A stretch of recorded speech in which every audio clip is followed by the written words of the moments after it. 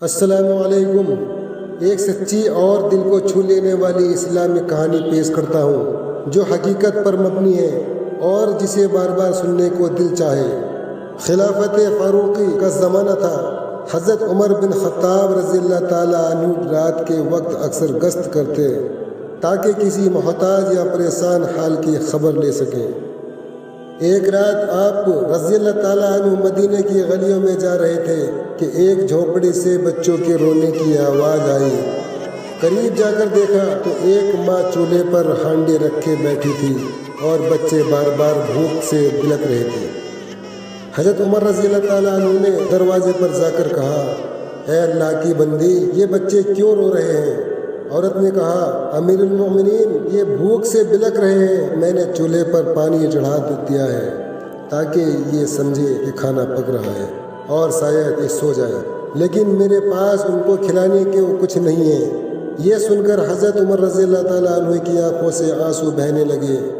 آپ رضی اللہ تعالیٰ عنہ فوراً بیت المال گئے، ایک بوری آٹا، کچھ گھی اور کھجوریں لیں اور خود اپنی پیٹھ پر وہ بوجھ اٹھا لیا۔ ساتھی نے عرض کیا، امیر المومنین، آپ دے دیجئے، میں اٹھا لیتا ہوں۔ حضرت عمر رضی اللہ تعالیٰ عنہ نے فرمایا، قیامت کے دن میرے گناہوں بھی کیا تم اٹھاؤ گے؟ یہ بوجھ مجھے ہی اٹھانے دو۔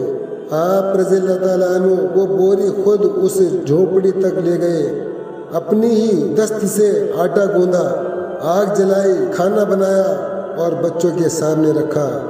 بچے خوش ہو کر کھانے لگے اور ماں کی آنکھوں سے خوشی کے آنسو بہنے لگے۔